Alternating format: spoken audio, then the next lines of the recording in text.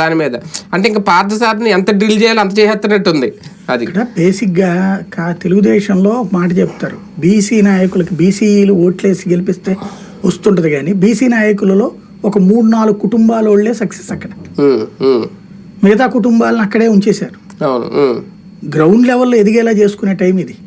జగన్ పక్కన BC card పెట్టుకుని తిరిగాడు మొన్న, దురదృష్టవశాత్తు ఓడిపోయాడు. కానీ ఇప్పుడు ఇట్లా చేస్తే ఏమవుతుంది, అదే కదా, బీసీలకు ఎక్కడైతే అవమానం ఉంటుంది అక్కడైతే ఇస్తారనేటువంటి ఫీలింగ్ లేదా, ఫీలింగ్ వస్తుంది. అవును, ఈవెన్ అందులోకి పిలిచి పదవి ఇచ్చినట్టు కదా పార్థసారథిని. మన వైసీపీ ఆయన పిలిచి మంత్రిని చేశారు ఇప్పుడు సింగిల్ టైమ్ లో. ఇప్పుడు 4 రాజ్యసభ సభ్యులు అయితే అందులో 3 రాజీనామా చేశారు. బీసీలకే 4 ఇచ్చాడు అతను. ఆ 3లో ఒకటి బీసీలకు తీసేశారు వీళ్ళు. ఆయన పేరేంటి, సానా సతీష్ కి ఇచ్చింది ఏంటి, మోపిదేవి మస్తాన్ రావు బీసీ కృష్ణకి ఇచ్చారు. కానీ ఇది తీసేశారుగా అక్కడ. అంటే ఈయన వద్దనుకున్నాడు కూడా తీసేశారు ఒక రకంగా.